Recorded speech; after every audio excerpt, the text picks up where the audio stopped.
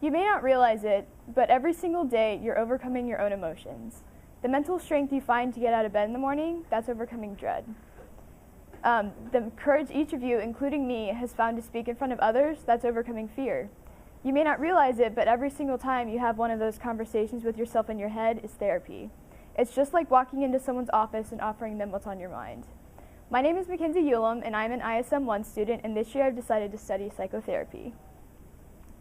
In ISM, we do research the first semester in 2 ways, through interviews and through actual research assessments. Here's just a few of the interviews I've done over first semester. So first I interviewed with Erica Meek. She's a former ISM mentor, and she worked with Parkwood Counseling Associates. I haven't changed that up there. She actually did her internship at a psych hospital, so she went in with all the extreme patients, and she actually had to get self-defense training with people that actually had mentally insane disorders. She works with parents and kids, and what I really loved about her is that she had a certified therapy dog in her office named Huey, and she said that she had Huey there to help people feel more comfortable in her office, because if a dog is friends with a therapist, that means you can also be friends with a therapist. Next, I interviewed with Patty Duamini, and she's actually the oldest therapist that I interviewed. She's at 60 years old. She's just about to retire. She worked at Crossroads Counseling. She'd been working over 30 years as a therapist, and she's experienced desensitization with extreme patients. She had a homicidal one in her office banging on the walls. She's had people come in with panic attacks. But what I did love about her is that despite going through all those things, you could see the passion in her eyes when she talked about her job. She told me that you need to combine the love that you have for something with the knowledge that you have for it, which really resonated with me because that's what I want to do in this career. The next person I interviewed was Robbie Heath, and she works at Kid Talk Frisco. She focuses entirely on kids, so her whole office has playrooms for play therapy and art rooms for art therapy, and I'll dive into play therapy a little later, but it really focuses on kids playing with toys and revealing their emotions through their toys. She told me that boundaries are really key to patients. You can't have a patient calling you all the time after hours asking for things at 11 o'clock at night and something like that. Someone else I interviewed was Ashley Howard. What was interesting about her is that she described her work with LGBT clients. She actually started as a middle school teacher and realized that as she was teaching, what she loved was the relationship she developed with the students rather than the teaching itself. And she really gave me insight on the internship that you have through college and after college. You have to go through a year or two as an intern before you can get your actual license as a counselor. And she really told me about her passion to protect her clients, especially the LGBT clients, because there's so many people that are willing to hate on that, and it's such a controversial topic, and it really speaks to her work as a therapist. The last person I interviewed was Kelly Hoxie. She's actually my mentor this year for ISM, and she works at Frisco Family Counseling. She works with pretty much anyone, families, couples, and individuals. She has experience with extreme cases. She's currently dealing with some court cases. She has people that are suicidal calling her on the weekends.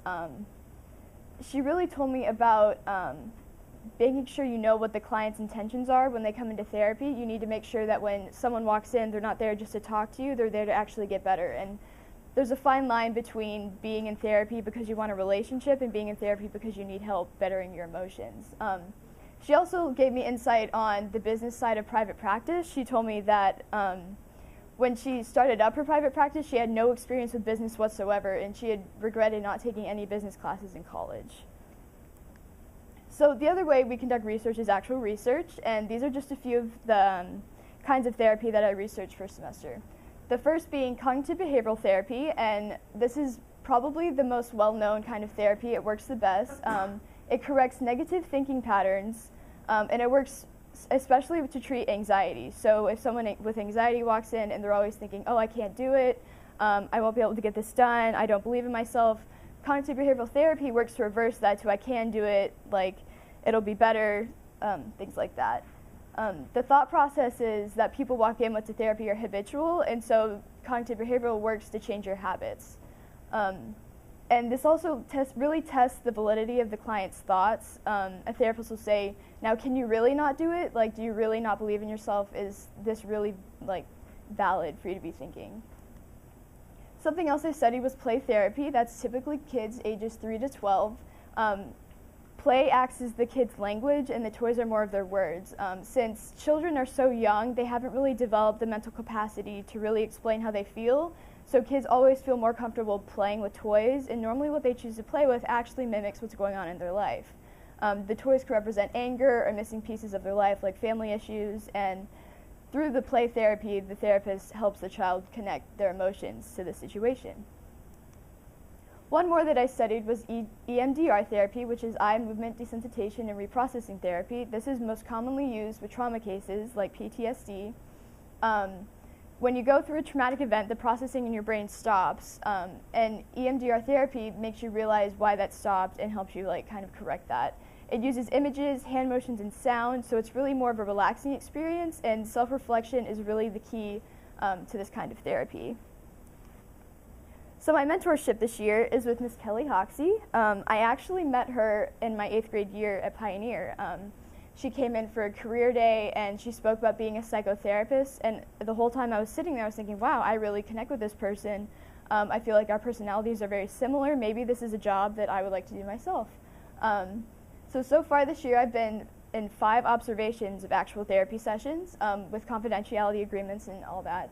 And one of them, I actually got to see Kelly use cognitive behavioral therapy on a client that was dealing with anxiety issues, which was just a really insane experience for me because I had read up on it, I had looked at charts, and I actually sat down there with Kelly and she pulled out the paper and she drew this chart connecting thoughts and behaviors and emotions and went through with the client and talked about negative feelings into positive feelings, which was amazing. It was exactly what I'd read, and I got to see it being performed in the office myself.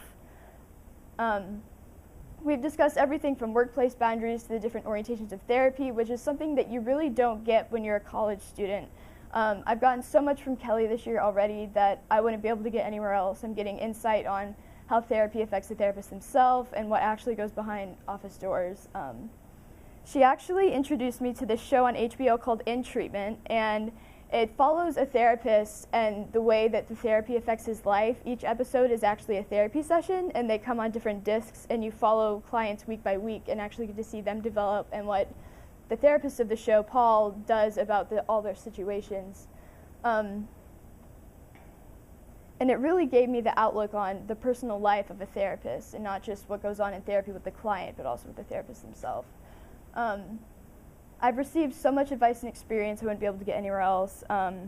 Seeing Kelly work herself has, and watching In Treatment has helped me develop active listening skills. I've been able to listen to people speak and think about where I'd want them to go next, what I would say, and kind of predicting where the situation would go. And her and I have such similar personalities. We've spoken about how we're both very emotional people and how we always care too much about clients, which is an issue that comes up. You can't control what the client does outside of therapy. You have to trust that they will do the advice and the work that you do with them in therapy sessions. So that being said, for my original work, I decided to actually focus on relationships. I originally wanted to go into suicide and depression, but after going and searching on websites, I realized that that's already a topic that's so talked about and so represented on the internet.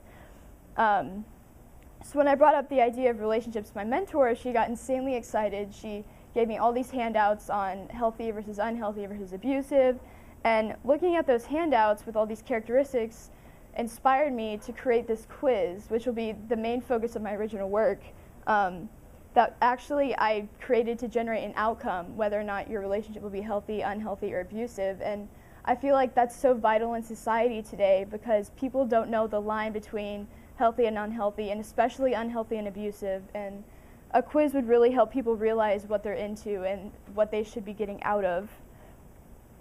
After discussing with Coach Goff, I realized that doing this electronically would be the best way to go. So I created a website called Relationships Are Real.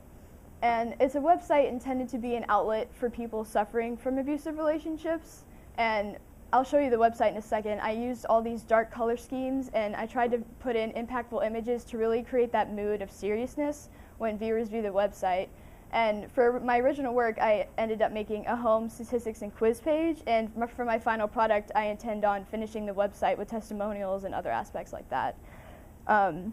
My goal in this is I just want to impact the community. I want people to be able to see something and feel safe. A website is a way to do something alone. I have to talk to other people about it, but also realize what you need to do.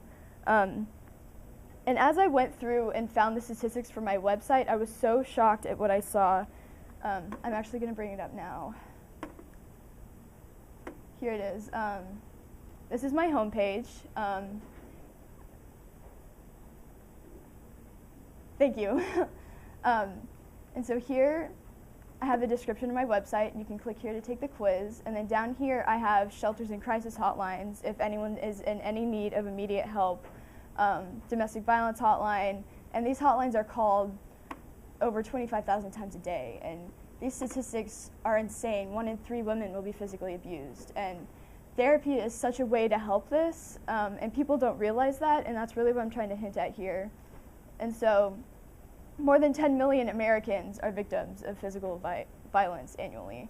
And I have facts here for teens, for women, men, and then I have sexual assault and rape facts. And then my sources down below. And so over here, I have the quiz I created.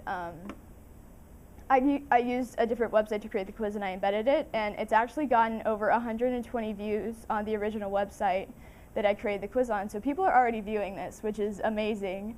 If you click to take the quiz, you go through and you have these characteristics and you check whatever applies to you, and then at the very end it'll give you healthy, unhealthy, or abusive. So you've got things like both partners feel good about themselves. It's very much like, what are you feeling? What's your partner feeling? What's the amount of trust? Like, how are problems solved? Do you disagree? How often do you disagree? And all these things are so vital to relationships. Right. So actually at the research showcase, as I showed my website to everyone, they were telling me, wow, that'd be so impactful on high school students. Like, high school students don't know what they're going through, what the good boundaries of a relationship would be, and people are already asking me, like, can you send me this? This would be so beneficial to students. And like I said, my quiz has over 120 views already, and it's only been like a month since I really published my original work. So I'm going to end with my quote for this year in ISM, which is, "Success is not final, failure is not fatal, it is the courage to continue that counts," from Winston Churchill. And I feel like this quote really encompasses psychotherapy, because working with a client will not always be successful. When you start with someone, you don't know how it's going to end. And if it does end in failure, if it does end with a client firing you and you being out of that client for a job, you go on, you have other people, you help people. And developing a relationship with my mentor this year and being able to experience problems that clients feel has really made me feel like I'm made for this career. Thank you for hearing my speech.